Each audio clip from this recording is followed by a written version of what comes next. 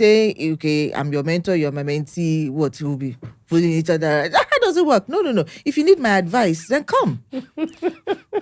Welcome back to the Joelawoman podcast, season 4, like I say, and our topics have been so interesting, but unfortunately we've come to the last one. And here, before we actually came on air, now we were talking about mentors and mentees. What does it mean? Is it true? Does it work? And Oyebola was like, Yomi, I'm not going to speak to that.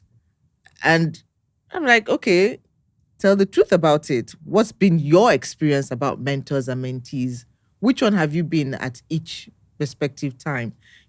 And shed some light on it. I don't think I put down the topic just to not have a revelation from it or not to have a solution, because I have heard of a mentor-mentee relationship that went south. That was really horrible.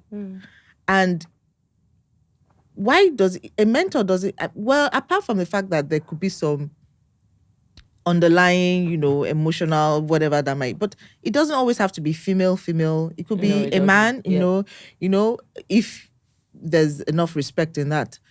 Oyebola, but I am coming to you, and clearly you've been burnt in the past, but was it as a mentor or as a mentee? Okay, so it's not necessarily because I've been burnt, but it's from observing life, right? So yes, I would say in both capacities, I've probably had a role informally with people, not necessarily sitting down and saying, oh, we have a mentor-mentee relationship, but I have people that were senior to me in my career space or whatever that I could learn from, and I've had people that were junior to me that maybe I took under my wing informally and showed the ropes or just helped them, but I never really considered it, I was mentoring them, professionally, like, officially, that's the word. I wasn't mentoring them officially.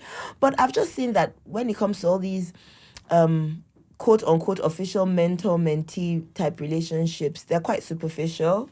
They're quite self-serving, it's for the photo ops as opposed to what they've made of it. So when you think about it, if the mentor is some super successful person, what succession plan has that person created for the people they are quote unquote mentoring? And what have the mentees gained from it beyond, like I said, a photo up in some glossy magazine or on some website or some post on Instagram saying, oh, some sort of mentorship program. So personally, I don't believe in it. When I was younger in my career, I used to do the whole Wimbies thing, going to Abuja for their conferences and all that.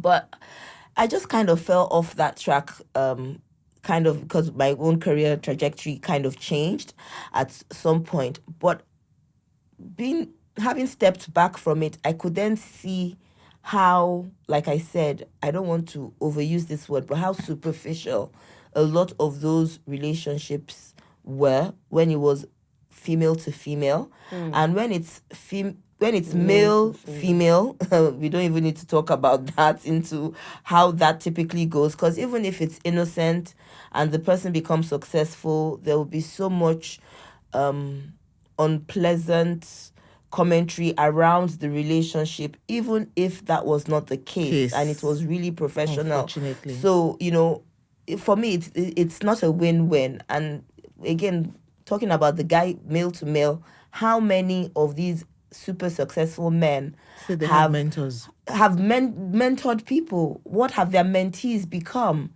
So Davido said we rise by lifting others. How many have these people really lifted really beyond the photo ops of it? So I really don't believe in it. You can come to me for advice, direction, or whatever in a particular situation for a particular issue that I might have experience in, and hopefully I'll give you advice that'll be useful for that particular instance. But to now think, I will guide you in building and label it that I'm building you in your career, I don't believe in it. You know what she said about the advice, and I think that's where you should start and stop. You don't need the extra label, because that extra label just brings, as far as I'm concerned, extra burdens. And, you know, so for me, if you come to me and say, oh, I want you to be my mentor, I'm like, no. If you, like she said, and I have said it in the past, if you have anything, a question you want me to answer that I think I might be able to provide the answer, yes, please come. We'll talk about it. You don't have to give me a label. I don't need a label to give you an answer. And so how will it typically work? If you say, okay, I'm your mentor, you're my mentee, what will be putting each other? How does it work? No. If you need my advice, then come. I mean, the goal of mentoring relationship isn't supposed to be like that. Having said that, the problem is a lot of people like power. And That so is the answer. Because of that power, you know, they do things they shouldn't be doing to people that they're supposed to be bringing up. I can't remember who it was, but someone was telling me about a mentor relationship they had. And the lady would call the person every time she had a meeting or something. Or, you know, so it could be on a Saturday and she's telling you, you need to come formally dressed. And when you get there, you will carry my bag. And so what were you doing? Throughout the mentoring relationship, you were this person's PA. So as person, I said, so what were you waiting for? Like, do you understand? Because True story. You were the help. That's what you were. So that's all that happened during the mentoring relationship. I'm like, are you kidding me? You know, so therein lies the problem with organizations putting together such programs, because where are the checks and balances? Because if there's nothing, that type of lady wouldn't feel safe. She can't tell you, the organization, what happened. And she's also assuming that this is what it is supposed to be. And she won't be able to speak out against such a powerful figure anyway. Absolutely. And the people who listen to her believe Because that. remember that the majority of the people out there don't necessarily have the exposure and experiences a lot of others have. So they won't know right from wrong. Of course, if I go into a relationship and that's what you're asking me to do, I'm not going to do it. That's not what I'm here for. But a lot of people wouldn't know that because of where they're coming from. And like you that's said, where the problem is. The power dynamic, even if you don't want to do it and you're in a job and you need that job and you feel bad about it, you might feel compelled to actually do it because you don't want to lose the job. You don't, you know. So that power dynamic, yes, it makes it a huge difference. And like you said, people like power, so they use it to their advantage. And I just just stay away from it. It's not necessary. For me now. For me too, I would say it's not necessary. I would say that if you need to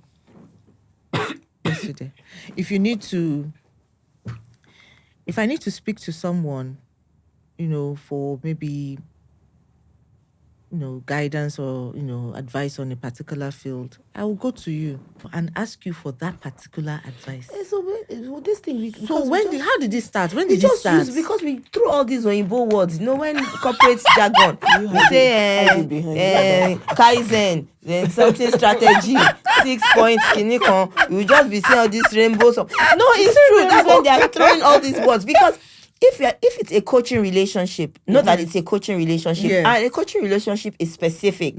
So like you said, now she's a wellness coach. Do you understand? Coach. That is what she does. So we throw a lot of these buzzwords. That's the word I was looking for. They're all a lot of these things are buzzwords where we take giving people advice or just being nice, just being helpful has to have a label. Let me make you laugh. I was invited to speak at church. And we have, like, you know, it's a church, so different groups of people. So I get off the pulpit and come down, you know, at the end of the session. And this woman comes to me and she goes, oh, I love what you're wearing. And I'm like, thank you. And she goes, can you be my mentor? And I'm thinking, based on what I'm wearing? I said, no, you don't need me to be your mentor. If you have any questions you want to ask me. In fact, I think she said she's a tailor or something. I'm like, okay, I bought this. And then she asked me to tour around so she could see. I did. And then she now, you know, I said, well, let me advise you. Don't copy like for like. Use this as inspiration. Yep. And I said, if you're going to make this one shorter, make it. If you're going to make, but do not copy like for like. And then she was stunned. I said, yes. I did all of this not so that you can. First of all, you won't even get it. I did say that. And I said, but you don't have to. Yeah. Use it as inspiration instead. Everything starts from an inspiration. Everybody starts from an inspiration. So, like you said, it is a buzzword. It has been abused as far as I'm concerned. Yes, correct. And let's just be nice to each other. Yeah. Let's just help each other at work, outside of work, as best as possible. And there's a thin line as well. I will add that look, if somebody comes to say, oh, Yomi, come and show us how to make bags, I will show you. Yomi, introduce you to your supplier. I will not do that. You won't, exactly. You won't. So that's a trade secret. Yes, that is not me being on mentoring. Yes. But that is me being a business person. I will not do it. But if you ask me, I will say, you know what? If you go to this fair, it happens at this particular time of the year. Walk around, you meet somebody that you can connect with, that understands your designs and all of that. That is your person. Exactly. It's the process. I will not give you my give them own. your leads and contacts. I won't do that. No. So I don't know. Yes, there's advice. There's mentoring. And I think mentees should also, when you look up to someone a lot, and it has happened to me, when you look up to people a lot, and the people now come out to be less than what you expect,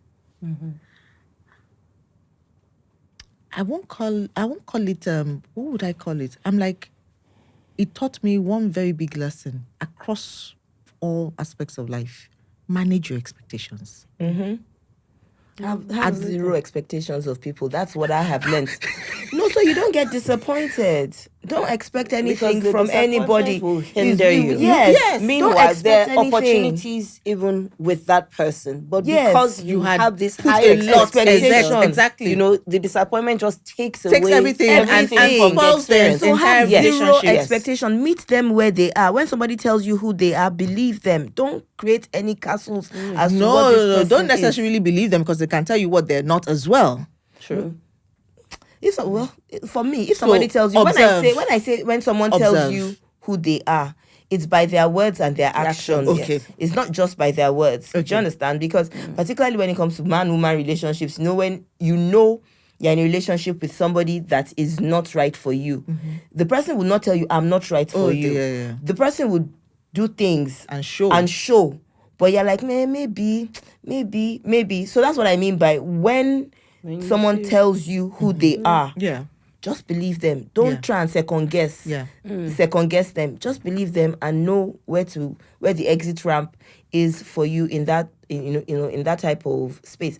And just like you said now, in terms of the mentor-mentee relationship, I'll tell you a funny story I watched on Instagram. So I follow this lady, Chef T, Diary of a Kitchen lover. So she's a food blogger and all that. And she came on one day, this was a few years ago, and was ranting. She was so mad. She went for some program where they were hooking up mentors and mentees, right? So she got a mentee. She was supposed to be the mentor. This girl was going to graduate, I think, from university. Now sent Chef T a message that Chef T should lend her one of her wigs to wear for the graduation. And this Chef T, she went hopping mad that you have to crawl before you walk. That how many years I did this work before I got to this stage to be able to afford this type of thing. And to what end? To what purpose? So you want to go and pretend like this is who you are or what you have when it's not. So for me, what did that mentee want from that relationship? The mentee did not even know what she wanted from that relationship. You understand? Because you're asking for a wig from a chef. No, it doesn't matter. You're asking for no. I'm not saying that because it's a chef she can't have a wig. I'm saying from it's not You're not asking for recipe. Or- You're not asking Yes. for kitchen aid, Seth. You're not even you asking understand? for, As in, you know, so the purpose of the relationship is you're just looking, just like the lady that came up to you and said, "Oh, Besides I the like your, outcome. I like your outfit. Outfit. It's so beautiful. Can you be?" It's the aesthetics of it. Yes, absolutely. It's the aesthetics. So she's not even looking at the substance behind this person. That okay, this person built this type of platform and is getting this. How can I? You understand? You're thinking of. Let me look like this, hot you know? like her. Yeah. So I don't believe in it. I totally like the fact that you said it's just a buzzword, and the reality of it is this: look, if we're going to help people, let's help. If we're going to, Ebola said something off air. She said, "These women helping women, leave women lifting." Hear me? Yeah, but that's also an issue, you know. And I'm not saying this because I want to be, you know, controversial or anything. We've said it earlier. Let's love. Yeah. Let's help. It all boils down to loving your neighbor as yourself. What you can do Yeah. as best as possible. And, you know, when you manage expectations, so Ebola said it's zero expectations. Okay, that could be it as well. When you manage expectations, when you're not, you yourself, you're not unnecessarily I don't know, like this big case. I don't know, what is that, ambition or what should I call that? What? No. No, it's not ambition, is It's it? not greed. It's greed. It's not ambition. Yeah. It's It's greed. greed. You know, Let's call it what it is. Yeah. So let's enjoy the process. The process is for a reason. The process is not to punish or to. The process is for refinement. And when you come out at the other side, you are much better Yeah, absolutely. than you would ever have imagined. So let's not skip the process. God himself is a God of process. How did he say it? Process after process. You know? Step by step. Yeah. And then he did the world. He could have done it in one day. He did it in 7. I mean, he rested on the 7th day. In 6 days, he rested on the 7th day.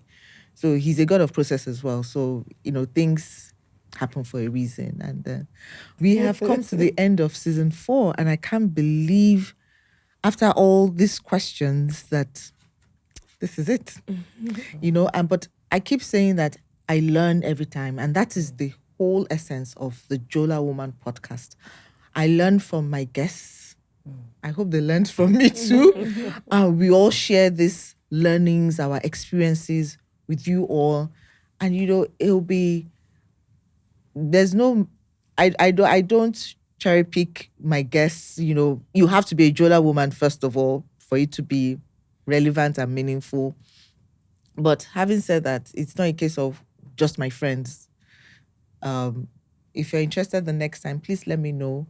You know, you could be the one seated right next to me. But it is mainly because we just want to share, and this is what holding each other's hands look like. Absolutely. Sharing our experiences. Yeah. I've learned Soyebola's secret now. Her skincare secrets, you know. And Lola has told me that I don't necessarily have to put myself in the block. I can just get up and do 10 squats and sit down again. It makes it less daunting to do my exercise. And by the end of the day, I might have even done 2 hours without knowing that I've done 2 hours put together. Correct. At the end of the day. And so these are experiences that we hope would help all of us, you know. And I look forward to seeing you season 5. Thank you so much for being a Joelawoman. God bless.